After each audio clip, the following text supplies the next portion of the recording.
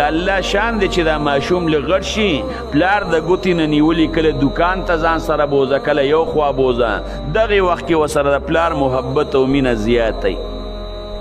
نو ابراهیم علیه السلام دا چې کومه میاشت راختلې د ذوالحجه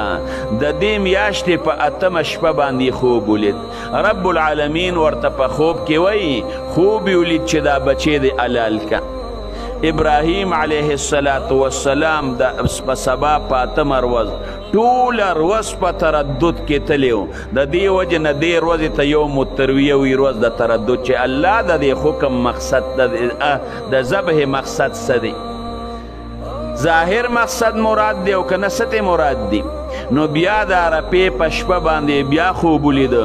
بیا ورته په خوب کې ویلی شو چې دا بچی دی حلال که نو د دې میاشتې 9مې ورځې ته عرفه وایي ځکه معرفت ورته راغی چې یاره زوی حلالول دی نو د اختر په شپه باندې بیا خوب ولید چې دا زوی دی حلال که اسماعیل علیه السلام ته وی بچی ځان سره پړم راواله او چاړم را ځان سره راواله قرباني کو هغه وی پلار به مې چېرته ګډ مړه لالی نو ځان سره چاړم راواغېسته او پړم راواغېسته بچی یې ځان سره روان که چې کله یې د هغې بادې نه وښکه د مور د سترګو نه یې پناه که او د لالولو ځای ته ورسو دغه ځای کې بیبي هاجرې له شیطان راغی هغې ته وایي تا ته پته لګي په انساني شکل کې چې خاوند او زوی د کوم خوا لاړل ورته یې ویې لاړل خشاک راوړي ورته یې ویې نه خاوند خو دې لاړه هغه زوی درله لالی هغې ورته ویې چې ته پلار به هم زوی لال کړي وایي ستا خاوند وایي چې ما ته الله ویلی دی وایي چې الله ورته ویلی دی یو زر دی لال کړي په دغې کې به هم خیر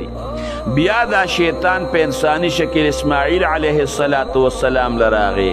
او هغه ته وی تا ته پته لګي چې پلار کم خوا روان کړي ورته یې ویې موږ خشاک راوړو وی دا پلار خو تا لالی وی پلار هم چېرته زوی لال کړی دی او زما د پلار ما سره څومره مینه ده وی پلار دی وی چې ما ته الله ویلی دی وی چې الله ورته ویلی دی الله علمي دی کی بیا ابراهیم علیه السلام لراغی ورته یې ویې ګورې دا خوب شیطاني دی دوکه پې نشي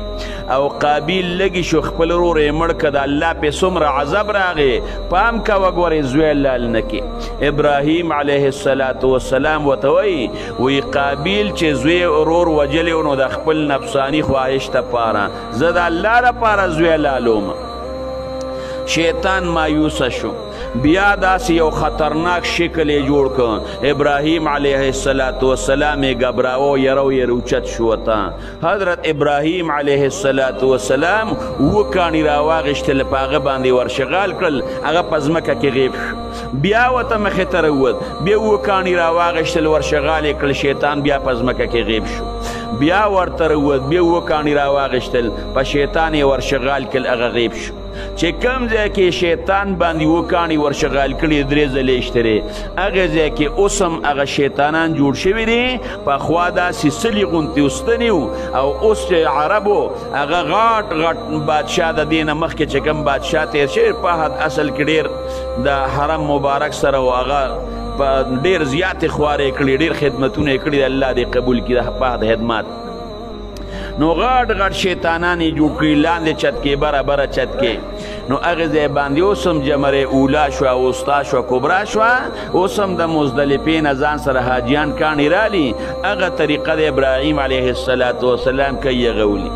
نو چې کله ورته پته ولګېده چې دا زوی مې ځان له شما زما قابو کې دی ورته وایي بچې زه خوب وینم په خوب کې دی وینم چې تا لالوم څه در سره وکړم دا نه کوي یاره زوی سره مشوره د دې دپاره نه کوي چې هغه ورته وایي بابا ما لالوه بیا نه لالی نه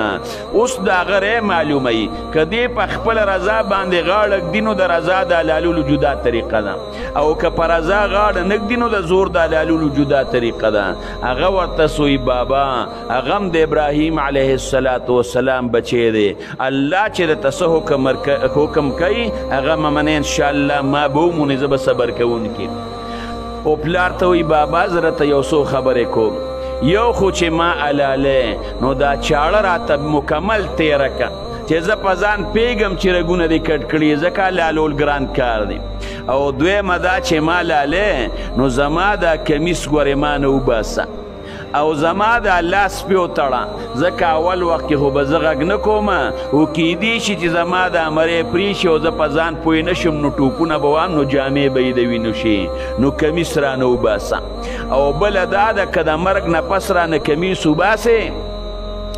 نو بیا به مې مور وایي چې دا بچی راله په زور باندې حلال کړی دی نو روغ به نو شلېدلی به وي نو خپې لاس هم راله وتړه چې جامې دې د وینو نه شي کمیس هم رانه روغ وباسه او زما دا کمیس په زما په دې وینو کې ګنده کې ورته وایي بچی دا کمیس ته له ونیولي کوی ګنده کړمه وایي بابا زما مور په دشتو بیابان کې زه ماشوم لوی کړمه ما سره ډېره مینه و ما نه تمې وې نو زما په مور باندې به زما سلام ووې او زما په وینو کې به د هغه زما د کمیس لون کې او دا به زما مور له ورکړي چې اسماعیل در باندې سلام وي او هغه وایي چې تا ته زه یادېږم نو بس په دې باندې غمینه ماتوه زما دا وینې بویوه او بیا اسماعیل علیه السلام له دا لاس پې وتړل چاړه یې تېره کړه ابراهیم علیه السلام د اسماعیل علیه السلام د اولو د منځ د پاسه کېناست اوس د بچي د اولو د منځ د پاسه کېناستل دا ګران کار دی او دا چاړه اسماعیل علیه السلام ورته وایي بابا لوړې مې سملوه ولې که ته ما نیغ سملې او زما دا سترګې او ستا سترګې یو بل سره ولګي بیا به د لاس کار نه کوي د الله حکم کې به ناراستی راشي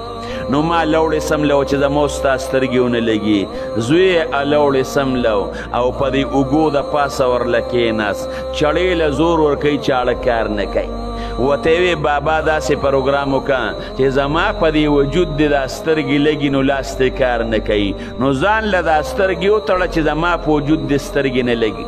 ابراهیم علیه السلام ځان له سترګې وتړلې بیا زور ورکوي چاړه کار نه کوي وی بابا د چړې دا څوکه مې په دې تورتړو کې ده او زور ورله ورکه هغه شانتې کېښه او د چاړه کار نه کوي وی بابا معلومیږي دا چې چاړه لوړ راکاږي وی بچې چاړه خو سمه راکاږمه هغه چاړه ځمکې له راوویشته هغه ورته الله ګویا کړه چې د رب خلیل او د رب جلیل ومنمه او که د خلیل ومنمه ته وی لالول کوه الله و چې اسماعیل لږ ور ویښته مغوس نه کې په دغه وخت کې ټول حیوانات او فرشتې الله ته زاري کوي ټولې فرشتې چې الله ګورې بچې که جبریل امین ځان سره د جنت نه ګډ راوړ او دا هغه ګډ دی چې حابیل قرباني کړی و الله په جنت کې لویو ډېر په تیزۍ باندې راغی اواز یې وکړه الله اکبر الله اکبر ابراهیم علیه السلام پوه شو چې الله مې قرباني قبوله کړه هغه وی الله اکبر الله اکبر هغه وی الله اکبر ولله الله اکبر الله اکبر هغه وی لا اله الا الله والله اکبر اسماعیل علیه السلام وی الله اکبر ولله الحمد دی الله بچ کو هغه ګړی حلال کړ هغه ته چې کم فقرو غوښې هغوی خوړې او ښکرې د عبدالله ابن زبیر په زمانې پورې رضی الله عنه زمانې پورې دا په مکه مکرمه په بیت الله کې ویزاندو بیا اور بل شو نو هغه ښکرې د هغې ګډ بیا سوځېدلي دي هلته ویزاندو نو دا قربانی د ابراهیم علیه السلام رونو طریقه ده رب العالمین په مالدارانو باندې دا لازمه کړې ده